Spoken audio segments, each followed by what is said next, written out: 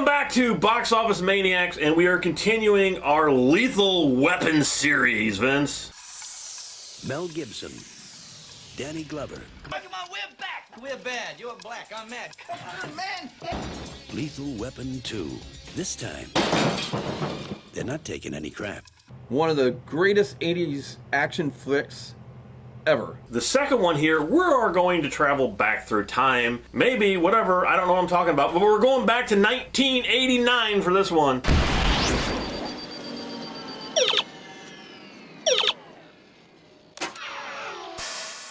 (1989), one of the best film summers ever. All the 80s were great, Vince. I don't think the entire 80s was iconic for movies and music as well. Right, it was. But 89 had some of the best movies and movie franchises and movie sequels of the summer ever.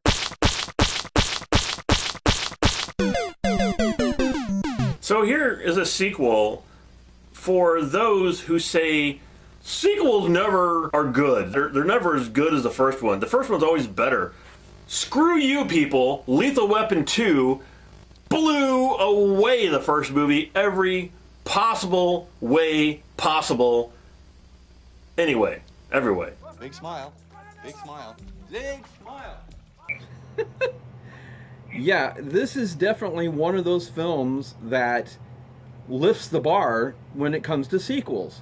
And this is what I really look for with sequels to any film, is something that not only is as good as the first film, but lifts the bar and does something that's much better and still well put together, and you can sit back and go, man, I love those films. I love this film, and this is just as classic as the first one. What's so great about this is they've already established themselves as partners in this movie. So there's no getting to know each other, and you know, these guys have become basically best friends here and partners on the force. And this movie just starts with action. And in this opening sequence, I think it's one of the best action sequences ever. I mean, you were just already on the edge of your seat, and it was so funny. And the humor in this movie, oh my God. This is, I think, 10 times funnier than the first movie. I was dying laughing in this movie. And once again, the comedy is mixed with the drama and the action, and mixed well. It's serious when it needs to be serious.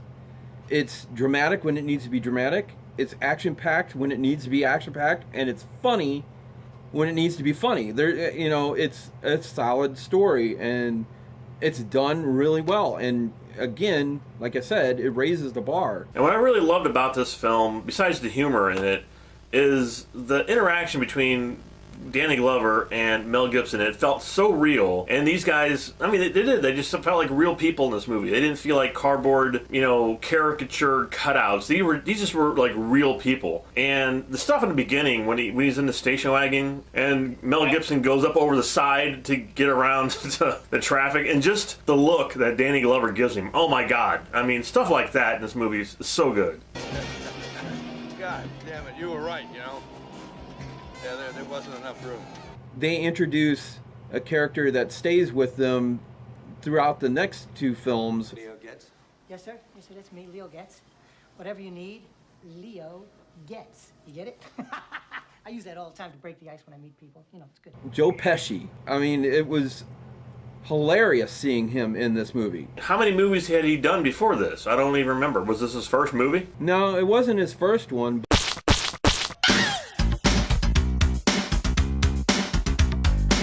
He's usually a gangster. He's usually a mafia or mobster of some sort. In this one, he was the actual comic relief, so to speak, and he was fantastic. He's phenomenal. And I gotta tell you, Vince, now I will never forget this. When I watched this, I watched this with my dad the first time, and there's 3 movies that I can remember that he laughed so hard I thought he was gonna pass out. And this is one of them. When Danny Glover got stuck on the toilet in this movie, my dad thought that was the funniest scene, like in any movie ever. Gonna die on the toilet, on it. Guys like you don't die on toilets. 1, 2, 3!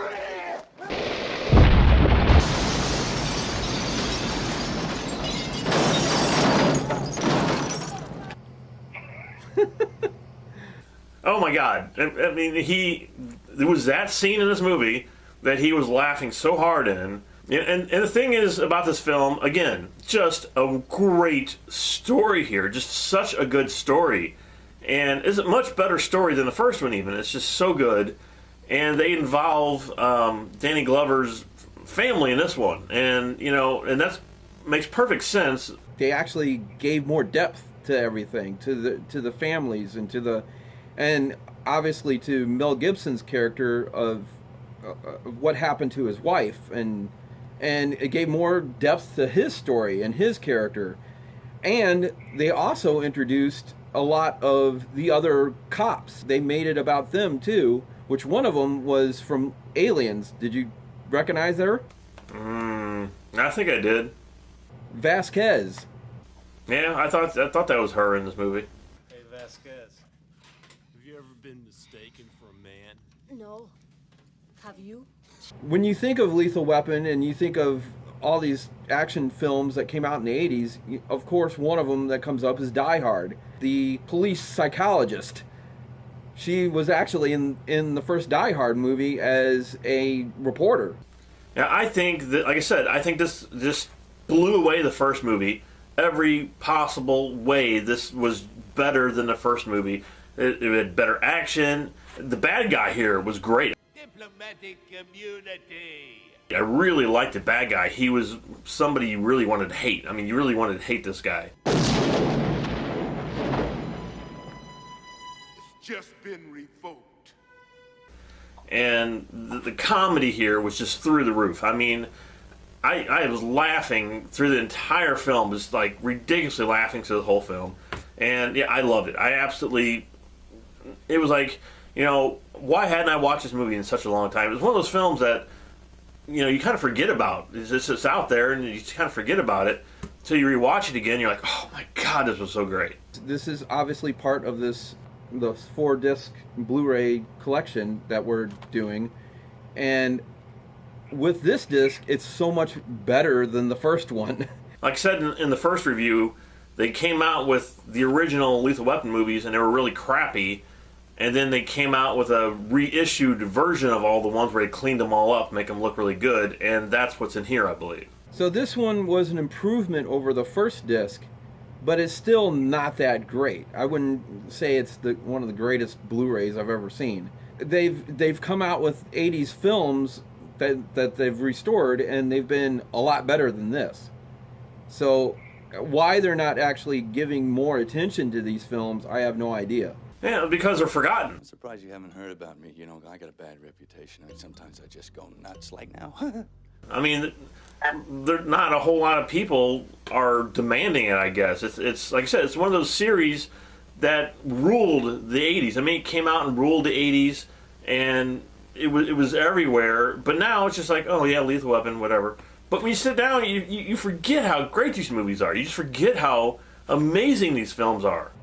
That right there, though, that point that you make is that, you know, well, you know, they're the 80s, and there's it's Lethal Weapon, and that's I happened to mention in our first review, Lethal Weapon is these films are on television like every other week. There, at least one or two of them, or the series is on every other week on like AMC or A&E or TNT, or it's also one of those things where people see it so much that, oh well, it's Lethal Weapon, you know.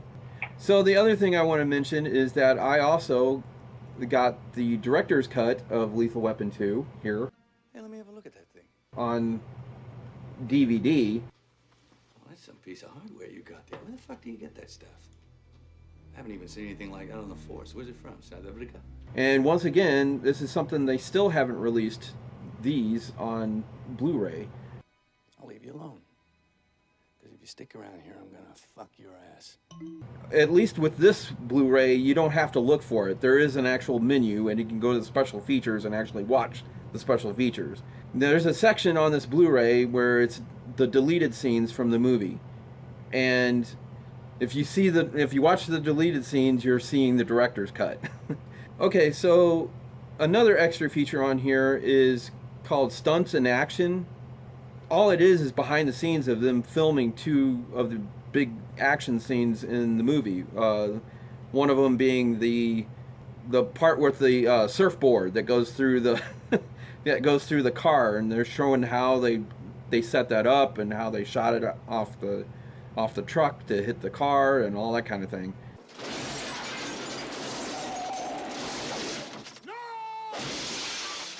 And it's really short. It's only about maybe 3-4 minutes long at most. Then the next feature that they actually have on here is audio commentary with the director Richard Donner. I like when he talks because it's funny, it's humorous, it's entertaining, it's informative. The problem is in this commentary is he just starts talking. He doesn't even introduce himself, and there's another guy that's there with him. You don't even know who this other guy is because they don't introduce themselves at all. It just starts.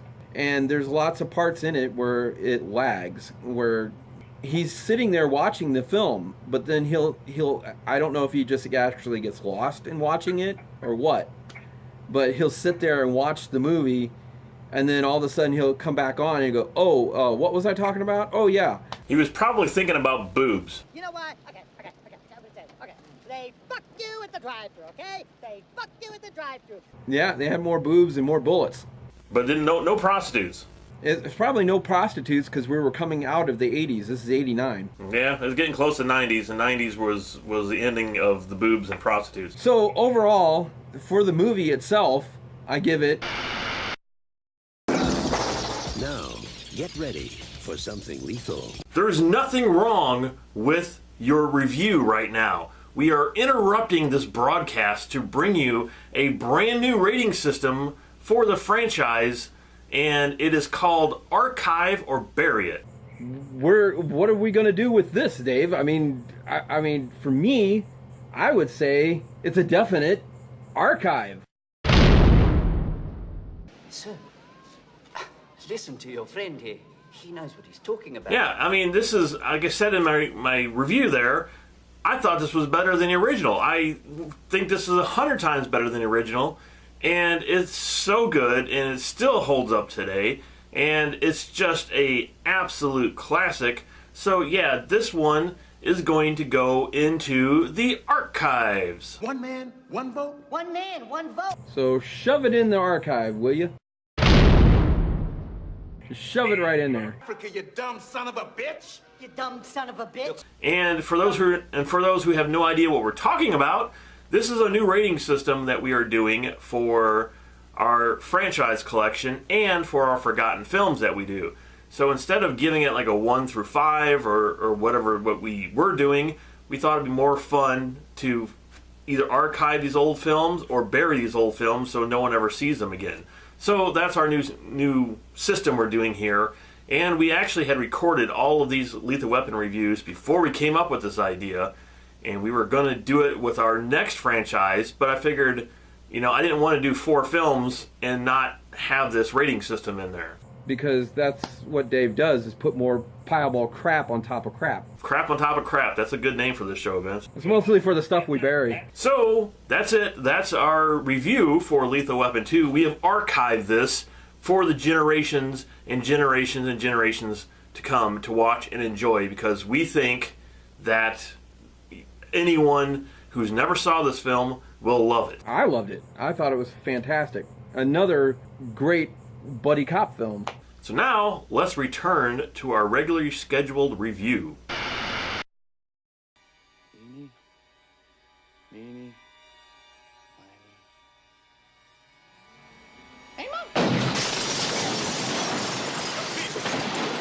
And we still have 2 more movies to bring you. Lethal Weapon 3 and Lethal Weapon 4 which I have almost zero memory of either one of those, so it should be interesting for me to go back and revisit those movies, and I'm actually looking forward to watching them again because they'll be like all new movies to me. All new boob movies? Oh yeah, all new boob movies too. Is there boobs in the third and fourth one? No, that's what I thought you said. It'll be like all new boob movies. I could have, that's possible. I don't think there was any boobs in the third one because we were getting into the 90s. Yeah, boobs weren't in fashion anymore. Boobs were so 80s, Vince. So from now on, to see the rest of this stuff, guess what you got to do? This is your job. Hit that subscribe button, and then hit that little bell up there. Ding-a-ling-a-ling. Ding-a-ling, ding-a-ling. There is no ding-a-ling in this one. It wasn't during Christmas. No, there wasn't no ding-a-lings. Well...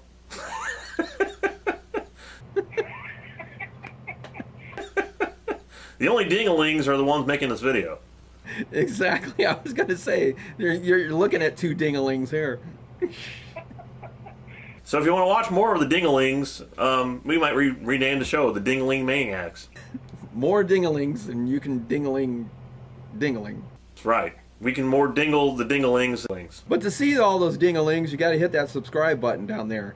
And if you could, also like the video. That would be good too. That wouldn't be bad. And if you have any comments or feedback, we love to hear that. Or at least read it. And we try to answer as many comments as we can, because we don't really usually get that many comments, so it's not that difficult. But, but I try to answer as many as everybody as I can. Yeah. Ding-a-ling-a-ling-ling-ling-ling. So come back for Lethal Weapon 3, and then come back again for Lethal Weapon 4. I can't promise boobs, can't promise prostitutes, but I can... Definitely bullets. I can promise ding-a-lings.